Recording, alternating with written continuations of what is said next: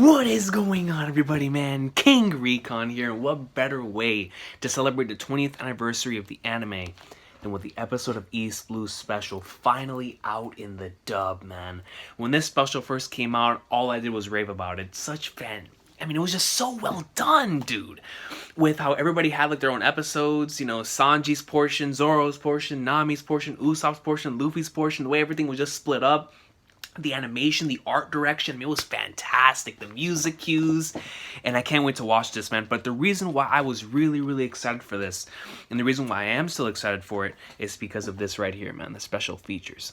Apparently, they're going to talk about the legacy of One Piece with the Funimation crew, and I am so excited just to see and finally find out just how much the One Piece crew, or how it is that the One Piece crew at Funimation feels about its legacy and feels about the series since they've been with it now for well over 11-12 years. The original dub, I believe Funimation got the rights to the English dub back in, I think it was 2006, 2007.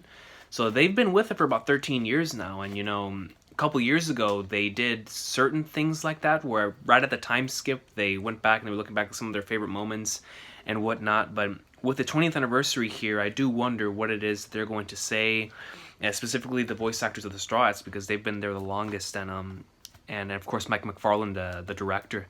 I just want to see what it is that they have to say about the series, and I'm looking forward to that, man. But see right here, we have that. And then it's really nice. I don't even want to take it out of its case, man, but because I want to watch it. Dude, just look at that. 3 of the most iconic moments of the East Blue Saga right there. With Luffy and Shanks. Dude, you have Shanks on here, but that by itself constitutes a 12 out of 10 DVD, dog, when Shanks is on it. You got Shanks, then you have one of the greatest moments of all time, man, with Nami, with the Luffy Tasukete, and then Zoro and Mihawk, man. 3 legendary moments, 3 moments that are extremely iconic and define the series very early on with such incredible character moments, man. Such incredible character moments. But without further ado, let's get right into it. Well, before I split up, one more time. Let's look at that beautiful cover, man.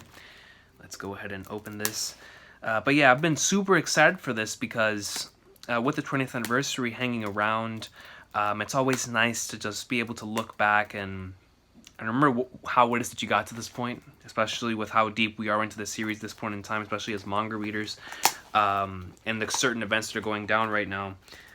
Whenever you look back at the beginning of the series, especially whenever I see a character like a Kobe, or I see a character like a... Hold on. There we go.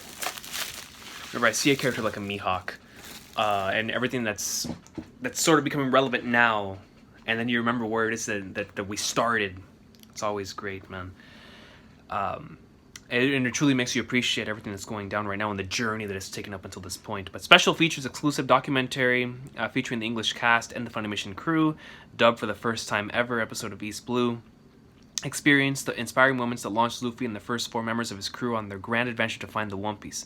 It's all here from Shanks giving Luffy the Straw Hats, that legendary moment, to Nami facing the fishermen at her hometown. Along the way, Zoro finds his swordsman's zeal, Usopp pays for his pranks, and Sanji sizzles up the Baratier. Join the crew where it all began in the waters of East Blue. You should be watching Funimation.com. On the inside right here, you have 2 discs. Oh snap, is that like a full poster back there?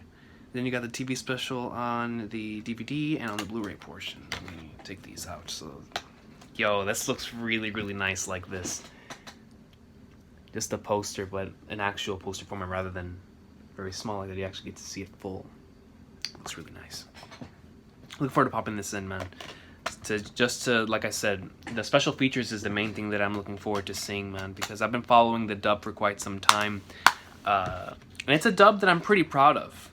You can tell how much love goes into it, and I'll never forget whenever they came back, because for a while the dub was gone for quite a few years, and whenever it came back around 2012, 2013, whenever they announced that Toonami was going to be airing One Piece, and they decided to start up Season 4 again, and then we finally got to Long Ring Long with the Dayback fight, and that arc was so good in the dub, And then, of course, the upcoming with Ocean's Dream right after that, and then Water 7, man. I mean, the dub absolutely killed Water 7, bro. I mean, they did such a fantastic job. But 100% honest with y'all, man, Water 7 and his lobby, you can watch that in either language, man. I mean, they truly, the direction, the emotion coming out of all the voice actors and voice actresses, delivering certain lines, the script that was used. The dub was so good during Water 7 Annie's Lobby, man. I mean, it was killing it. It was absolutely killing it. And then Ian Sinclair, whenever he joined on to the crew in Thriller Bark, and that was such a fun arc to watch in the dub. Sabaody was another fun one. Because I've been a sub watcher from the very beginning, you know, with One Piece. Well, I started with the 4Kids, sort of, and then Spanish, and then it moved over to watching it on my own in Japanese whenever I actually wanted to go out and find something that I liked as much as Bleach. And I decided to give One Piece a shot, man, and through that wonderful journey of the sub, it was just so fantastic. But to have an actual dub that complements that sub in a really nice manner is really, really nice, and it's really cool, because there's a lot of people that only watch dubs, and it's a dub I'm proud of, man. So I can't wait to pop this in and watch the episode of East Blue. It's going to bring back a lot of nostalgia. I remember the first time I watched a lot of these episodes dubbed, it was back on Neon Alley. Do you remember? Do y'all remember Neon Alley? Whenever Neon Alley was around, they used to air One Piece sometimes, and that was my first time watching those early episodes in dub. And I was like, yo, man, they were killing it. They were doing some great stuff. You know, the Kuro arc is a really good arc in the dub. But yeah, man, it was quite a journey, and here we are today, man, with so many people that are dub. This is how you know there's a lot of dub-only watchers out there, that people are knocking and banging on Funimation's door, asking for Punk Hazard and Dressrosa to finally get dubbed. And the reason why there hasn't been that is because of the specials coming out this year. The specials, and we have Stampede. I mean, the entire year has just been TV special, TV special, TV special. I mean, they've given us so many TV specials this year to be released, and I'm happy for that. But I feel bad for the people who watch the anime, dude. Like, just imagine stopping at episode 574. Like, right at the end of Fishman Island, and you don't have Punk Hazard, you don't have Dressrosa. But I understand why they did it this year, because it's 20th anniversary, and they want to capitalize, because they know they probably wouldn't be able to do this if like another opportunity, aside from like the 25th anniversary or something like that. So this was their shot to capitalize on all the specials and to release them in English and to capitalize on the sales, which I understand from a marketing standpoint, but I feel sorry for those anime-only watchers, man. I really, really do. But I can't wait to pop this in, man. Looking forward to re-experiencing this wonderful episode of East Blue, and I can't wait to once again go through that documentary, man, and that special features, because just to know how it is that they feel about the dub after being with it for so long as compared to the beginning, and just how they feel about One Piece now as compared to when they first got into it, it's going to be fascinating. So yeah, man, definitely go pick this up if you haven't already. This is definitely could be used as a tool. I don't always recommend. I always tell people to start from episode 1 when it comes to One Piece and from chapter 1. But if someone is real deal, like a massive, I'm never watching One Piece, sit them down, and we're going through an episode of East Blue, dog. I mean, if there is no other way, you gotta get them into the best-selling manga in history somehow. You know what I'm saying?